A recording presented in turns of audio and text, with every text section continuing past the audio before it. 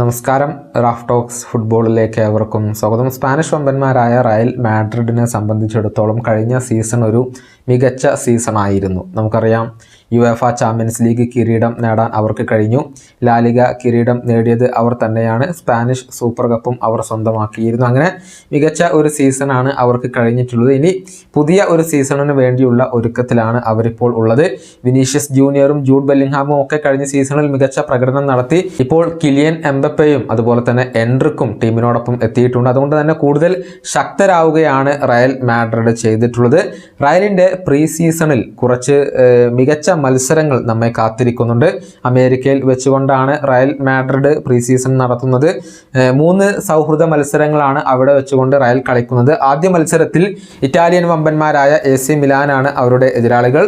July 31 തീയതി Indian സമയം പുലർച്ചെ 3:30 ഈ മത്സരം നടക്കുക. പിന്നീട് എൽ ക്ലാസിക്കോ മത്സരമാണ് പ്രീ സീസണിൽ നമ്മെ കാത്തിരിക്കുന്നത്. ഓഗസ്റ്റ് 4 തീയതി ഇന്ത്യൻ സമയം പുലർച്ചെ 4:30 ഈ ഒരു മത്സരം അരങ്ങേറുക. അതിനുശേഷം ഇംഗ്ലീഷ് പ്രീമിയർ ലീഗ് വമ്പന്മാരായ ചെൽസിക്കെതിരെ റയൽ മാഡ്രിഡ് ഒരു മത്സരം കളിക്കുന്നുണ്ട്. ഓഗസ്റ്റ് 7 തീയതി പുലർച്ചെ ഇന്ത്യൻ സമയം 4:30 ഈ ഒരു മത്സരം നടക്കുക.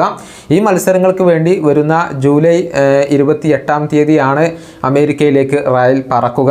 പിന്നീട് ഓഗസ്റ്റ് 7 തീയതിയിലെ മത്സരത്തിന് ശേഷം അവർ തിരികെ ഇങ്ങോട്ട് വരികയും ചെയ്യും എന്നുള്ളതാണ്. അതിനുശേഷം യുവേഫ സൂപ്പർ കപ്പ് മത്സരമാണ് അവരെ കാത്തിരിക്കുന്നത്.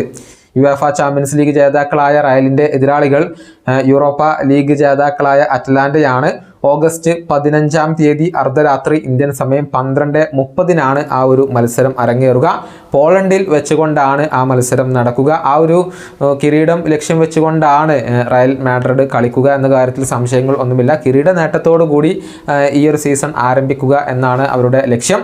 മാത്രമല്ല, സൂപ്പർ താരം കിലിയൻ എംബപ്പെ ആ മത്സരത്തിൽ അരങ്ങേറിയേക്കും എന്നുള്ള റിപ്പോർട്ടുകളും ഇപ്പോൾ പുറത്തേക്ക് വന്നിട്ടുണ്ട്. ഈ വീഡിയോയുടെ അവസാനിപ്പിക്കുന്നു. വീണ്ടും കാണാം.